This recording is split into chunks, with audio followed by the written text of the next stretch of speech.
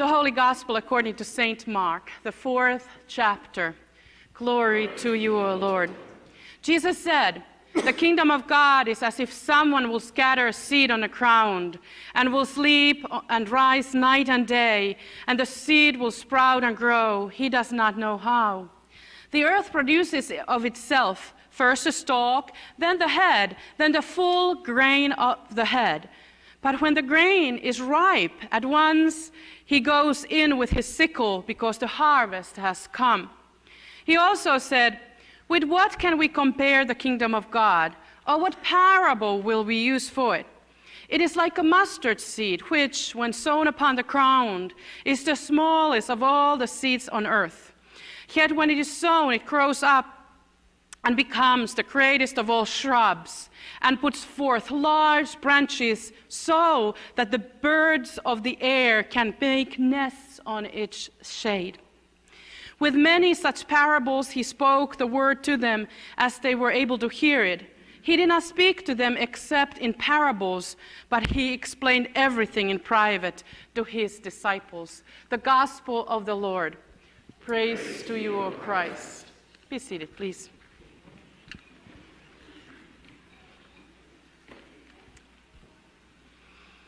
Kaikella on määrä hetkensä, aikansa joka hetkellä taivaan alla. Aika on syntyä, aika on kuolla, aika istuttaa ja aika repiä maasta. It never fails, gets your attention. When I speak in my mother tongue in Finnish.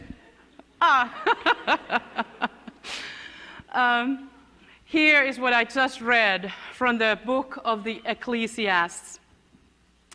"For everything there is a season and a time for every matter under heaven, a time to be born and time to die, a time to plant and a time to unpluck what is planted, a time to meet and a time to say goodbye. Today is the day to say goodbye. Fortunately for me, I have been thoroughly schooled in a school of saying goodbye since I was very young." On this Father's Day, we remember and give thanks for our fathers and all they have meant to us, our own biological fathers, as well as the fathers that are fathers of the extended family of the church and community. And I always remember also my father, whom I never met, although I feel that I know him very well through the stories told of him. One of those vivid stories is how my mom saw him the last time when she was 6 years old. Oscar, or Oskari in Finnish, was on his way back to war, to the continuation of war, to fight the Russians. Walking down the road, he turned back and called to his daughter saying,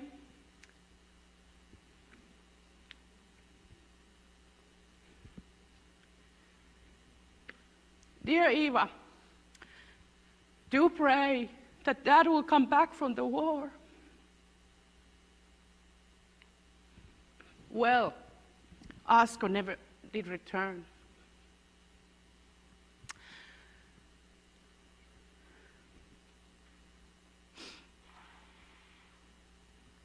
It's no wonder then that Mom did not do goodbyes, and so I was the one sent to wave goodbye to my sister when she went to college, when she went to spend summer in Germany, and to attend relatives' funerals. So as you see, I have been trained all my life to say goodbye between that early training of my mother's and then the quarter of century of the over the Atlantic flights with heart-wrenching goodbyes with family and friends. I am such a pro at this.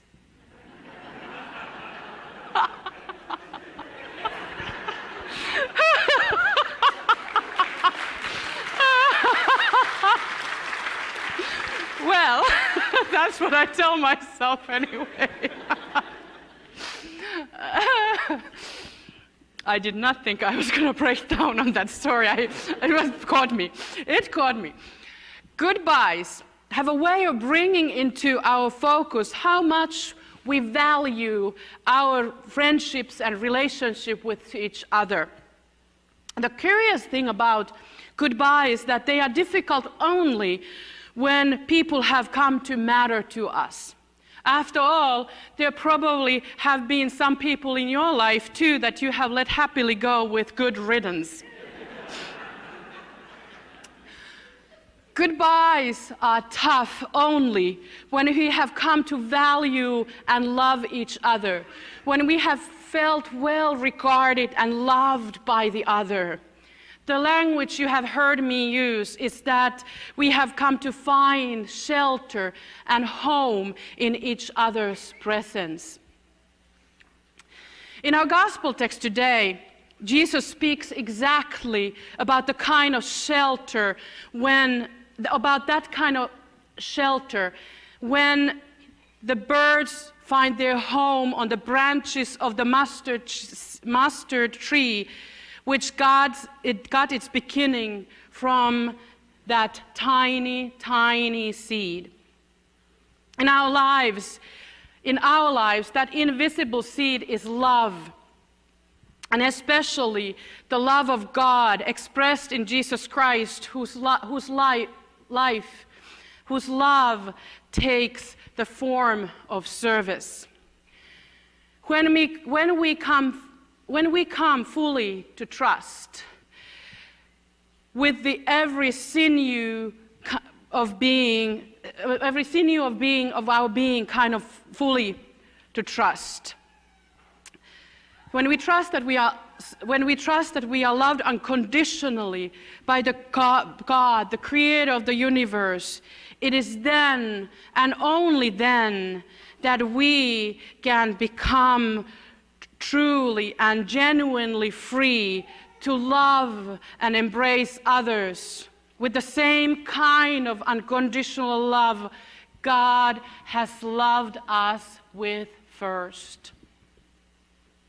It is a rare person who has been given such grace to be abandoned into God's unconditional, even reckless love. We know and we feel and sense when we are encountered by such love, which has room for everyone. We feel at home in the embrace of such love that nourishes our spirits and souls, as well as our bodies. Such love brings ease and peace and joy in us and in the space around us.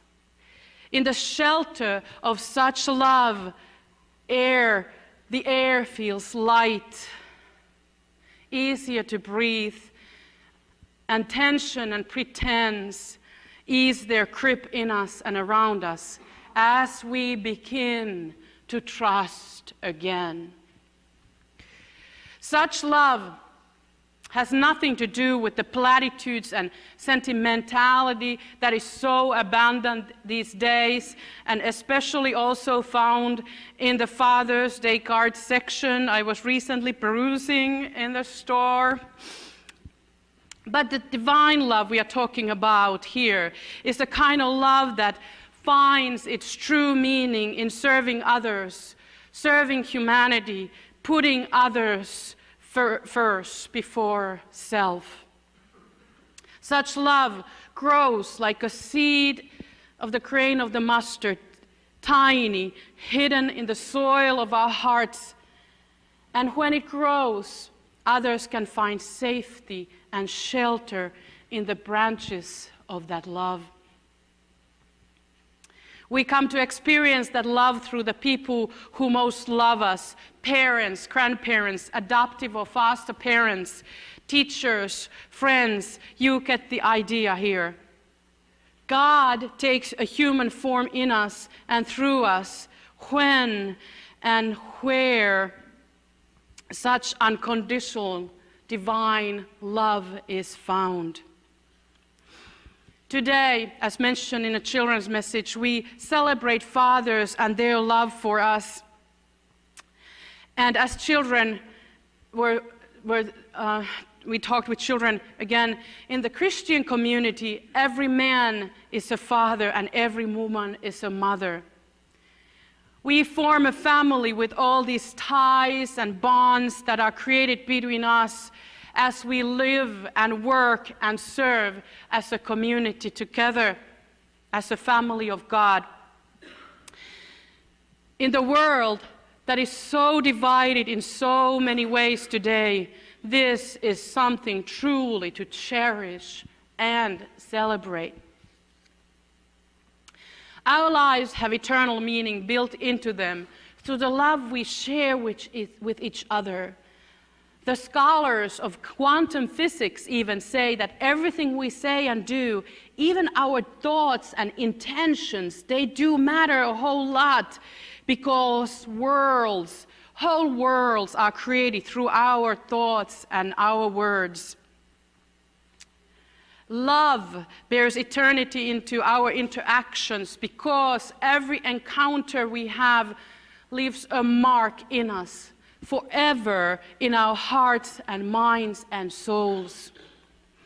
We have come to know each other during this past year, each and every relationship being different from each other. Our lives have touched each other, and we leave an indelible impression on each other, enriching each other in loving service. My life certainly is richer and better because I have had the blessing to share some of this life journey with you, and I surely hope and trust the same is true for you too. So, even when it is time to say farewell, we can be assured and encouraged in knowing that the loving impact on each other, its significance will always remain.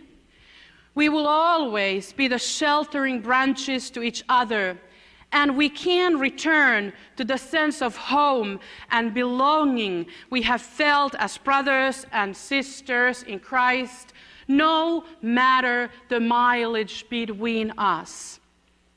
For such is the eternal quality of God's love for us. When it is felt and shared, it leaves an indelible mark on us, transcending and transforming our lives so long as we will live and have our being. Amen.